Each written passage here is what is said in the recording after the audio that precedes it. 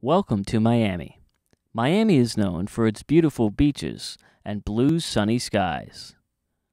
But there's also a darker side to Miami.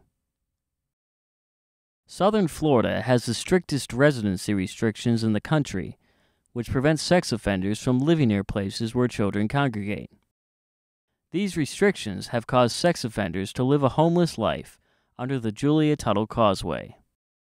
This is not only a problem for offenders, but for the community as well. Child sexual abuse is a serious crime, and the effects that it has on its victims are lifelong. Teresa is one of those victims. I know murder is unforgivable, but they're caught and locked away forever. A bank robber is stealing somebody's money. A predator is stealing somebody's innocence that affects them for the rest of their lives. My only memory of a child at Disneyland is being in the hot tub with my family, with all the bubbles going, and my stepfather molesting me right there in front of my mother and my siblings with his hands between my legs under my bathing suit. My stepfather allowed 2 other men to molest me, his drug dealers. I became suicidal a couple of times. One of my best friends caught me with a knife and stopped me. I don't care if they live or die. I don't care if they work and support themselves. For all as I care, put them out on an island and let them rape each other. Hoping to prevent more incidents of child sexual abuse, Miami-Dade County increased their residency restrictions from 1,000 feet to 2,500 feet. Ron Book, one of Florida's most powerful lobbyists, was the leading figure in the push to extend the residency restrictions. Here you have a population of people who have been convicted of committing crimes against kids. Why in the hell would I want them living within 2,500 feet of where those kids generally congregate? I'm going to stop that. Jill Levinson is one of the world's leading researchers in the field of sex crime policy analysis. According to her research, residency restrictions are not effective in preventing sexual crimes against children. Nobody has ever provided any compelling reason, in my mind, to why 1,000 feet is not sufficient. This residency restriction should not lull anybody into any false sense of security. This is not an end-all, cure-all. Now, I've heard Mr. Book dismiss the research. Victim advocates across the country have come out with public policy statements opposing residence restrictions because they do not believe that they make children safer. Absconding is down. Registration compliance is up, crimes against kids are down. Now, I saw one of the so-called experts out here in the last week state that there's a national trend down. Well, gee whiz, I'm really glad about that. I'm really glad. But I don't think that's a coincidence. Sex offenders don't molest children because they live near schools. There's no relationship between proximity to schools or daycare centers and whether or not someone reoffends. The Julia Tuttle Causeway is home to both sex offenders and predators. A predator is a habitual offender or a sexual psychopath. The offenders and predators living under the Julia Tuttle Causeway feel that they are still paying for their crimes. With nowhere else to go, the sex offenders have little hope of integrating back into society. At the same time, the encampment puts the community at risk. They put a monitor on my leg, they gave me a box, and the probation officer told me, you gotta go live under the bridge. I said, what? Under the bridge. I said, where's that at? The Julia Tuttle Causeway. I said, no, I can't go live over there. I came by with my mom to see the place. I see all these tents, all these people staying under the bridge, and I was like, this is not life. At the age of 18, I was arrested for lewd and lascivious act on a child under the age of 16. My girlfriend at the time, she was 15 years old. We were boyfriend, girlfriend. I was 17. We were dating, everything was mutual. I wasn't charged with rape or molestation or anything like that. Just based on her age, I was charged with that.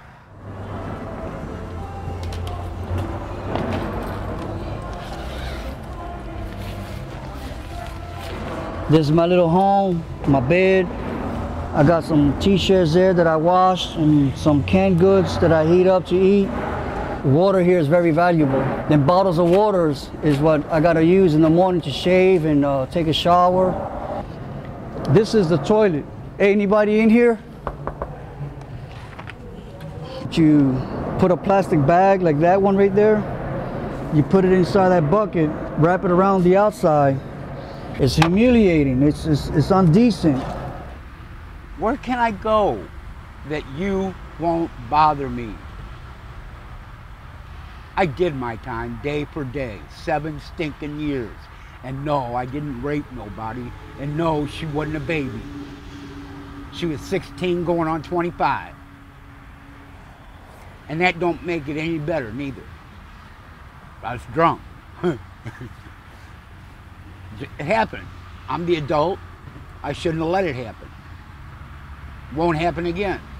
You know, I was in disbelief at the fact that I was going to live a homeless life from having lived, you know, what I considered a stable life and being a productive person. Here I am with no money, with absolutely nothing. It's not easy for a person with this designation to live out there in society. We are all civilly dead. We are. The men living under the causeway blame Ron Book for their homelessness. His personal motivation for lobbying for residency restrictions relates to his daughter, Lauren Book. Lauren was both physically and sexually abused by her nanny. Ron knew he had to take action to prevent other families from experiencing the same ordeal. This is a woman who's a true pedophile, somebody who wants to have sex with girls. In the morning at 5 o'clock, she would wake up, come into our room, she would lay with me, and then she would do any touching things that she wanted to do.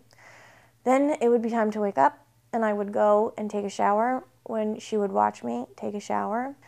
She was very, very, very, very, very violent with me. I was not performing the way that she wanted me to sexually with her. And she put my head in between the bed and the wall and would slam my head against the bed and the wall. And she goes, "You think that's really funny? You think that's really funny? I'm going to shit on you." And she shit on me. Some of the things that the nanny did were horrific. They still are very emotional to me. For me and my family, we feel so strongly that that a horrible, horrible, horrible, horrible, horrible thing can be prevented. We have to do our best to make sure that it doesn't happen anymore. The days later, as I learned more, there were days that became more difficult. There was only one thing to do: go change the law. Broadview Park is an unincorporated community and was not included in the original 2,500-foot residency restriction. The community is 1 square mile and has 106 sex offenders residing within it. For sex offenders, this is one of the few places that is both affordable and in compliance with the residency restrictions. When sex offenders are prevented from living in the majority of communities across a particular region, they're naturally going to cluster in areas that have less restrictive ordinances. And then you have an inequitable distribution of risk to people in those communities. The residents of Broadview Park, like Janice Washburn and Graciela Ortiz, fear for the future of their community. In August of 2007, there were 4 sex offenders in this community. 1 year later, in August of 2008, there were 39. Less than a year later, in April of 2009, there were 106. One lady that we'll talk to lives on a block. There's maybe 10 houses on either side of the street. There are 10 children in that one block, and there are 14 sex offenders in that one block. We didn't have this problem before since the sex offenders, they moved in. It was quiet. Now I know, these things bring always... crime. This is Southwest 42nd Avenue. We have 12 houses, 27 sex offenders, families altogether, 12 children on the same block. 2480 apartment number 4. Wayne Birkenstock, apartment number 4. Total of 4 in this particular complex. On this.